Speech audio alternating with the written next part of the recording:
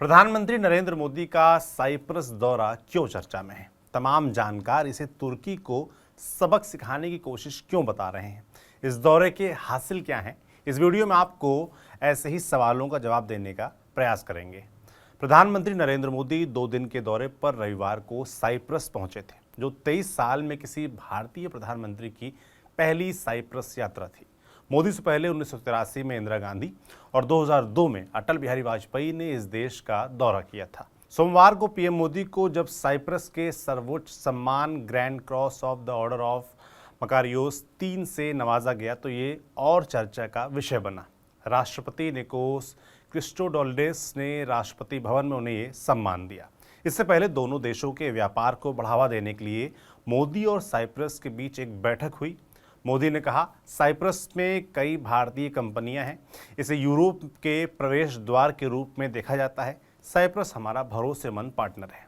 ये तो हो गया मेल मिलाप। अब समझते हैं साइप्रस दौरे के हासिलों के बारे में, इसकी कूटनीतिक ज़रूरतों के बारे में। चलिए पहले थोड़ा इतिहास में चलते हैं। साइप्रस 1960 में ब्रिटेन से आज़ाद हुआ और भारत ने साइप्रस को आज़ादी मिलने के तुरंत बाद मान्यता दी। 1962 में राजनयिक रिश्ते बने और तब से ही साइप्रस से भारत के गहरे और भरोसेमंद संबंध रहे हैं। दोनों देश गुटनिरपेक्ष आंदोलन के सदस्य रहे हैं और ग्लोबल साउथ के हितों की वकालत करते रहे हैं। ये यात्रा इन ऐतिहासिक संबंधों को नया आयाम देने और उन्हें और अधिक मजबूत करने का उद्देश्य रखती है। दूसरा पॉइंट, साइप्रस यूरोपीय संघ EU का सदस्य है और 2026 में यूरोपीय यूनियन की परिषद की अध्यक्षता करने वाला है। भारत साइप्रस को यूरोपीय संघ के लिए एक महत्वपूर्ण पुल के रूप में देखता है। इस यात्रा के माध्यम से भारत यूरोपीय संघ में अपने हितों की वकालत करने के लिए साइप्रस के समर्थन को मजबूत करना चाहता है, जिसमें भारत यूरोपीय संघ FTA मुक्त व्यापार समझौता भी शामिल है। तीसरा पॉइंट, पूर्वी भूमध्य सागर में स्थित साइप्रस भौगोलिक रूप से भी काफ़ी महत्वपूर्ण है। भारत भूमध्य सागर तक अपनी पहुंच को मजबूत करना चाहता है। India middle east Europe economic corridor IMEC में भी साइप्रस महत्वपूर्ण भूमिका निभा सकता है, जिसका लक्ष्य भारत और यूरोप को जोड़ना है। अमेरिका ने भी इस पहल को चीन के belt and road initiative BRI के जवाब में समर्थन दिया है। मिडिल ईस्ट में चल रहे संघर्षों को देखते हुए ये और अहम हो जाता है। चौथा पॉइंट, जिसका आप सबको इंतजार होगा, वो ये है कि इस यात्रा के जरिए पाकिस्तान और तुर्की को भी एक संदेश जाएगा। दरअसल तुर्की और साइप्रस के बीच 1974 से विवाद चला आ रहा है। तुर्की ने 1974 में साइप्रस के एक भाग पर अवैध कब्जा करके नॉर्थ साइप्रस नाम दिया था। वो लगातार पाकिस्तान के साथ मिलकर नॉर्थ साइप्रस को मान्यता दिलाने की कोशिश करता रहा है।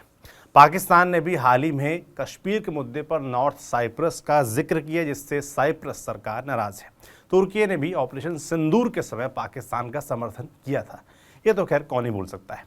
तभी तो ये माना जा रहा है कि भारत ने साफ तौर पर यह संदेश दिया है कि वो अपने हितों की सुरक्षा सुनिश्चित करने के लिहाज से ऐसे फैसले लेता रहेगा। पीएम मोदी ने भी इसीलिए यात्रा के दौरान साइप्रस को आतंकवाद के खिलाफ भारत के संघर्ष में निरंतर समर्थन के लिए धन्यवाद दिया।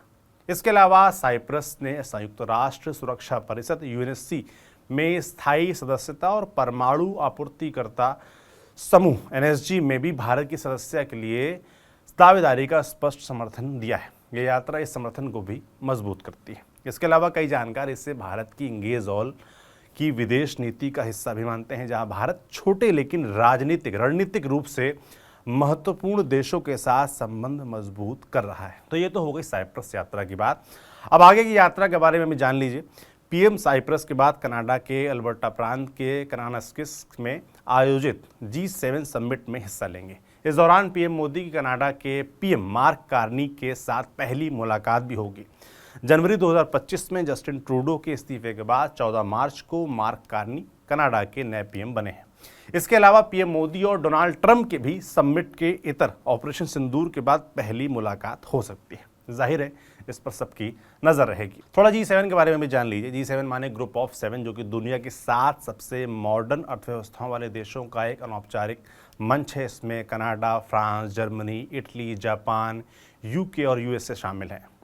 पहले इसका नाम G8 हुआ करता था। 2014 में रूस ने पड़ोसी देश क्रीमिया पर कब्जा कर लिया तो बाकी सदस्य देशों ने रूस को ग्रुप से बाहर कर दिया और इसका नाम G7 हो गया। इस बार समिट के एजेंडे की बात करें तो उसमें वैश्विक शांति और सुरक्षा, आर्थिक स्थिरता, विकास और डिजिटल डेवलपमेंट जैसे मुद्दे होंगे। जाते जाते ये भी जान लीजिए कि कनाडा के बाद 18 जून को प्रधानमंत्री क्रोएशिया भी जाएंगे। ये किसी भारतीय प्रधानमंत्री की पहली क्रोएशिया यात्रा होगी। तो यहाँ पर भी जो कुछ होगा, बातचीत, मुलाकात, उसके बारे में भी आपको विस्तार से बताएंगे। आप देखते रहिए TV9 डिजिटल। शुक्रिया।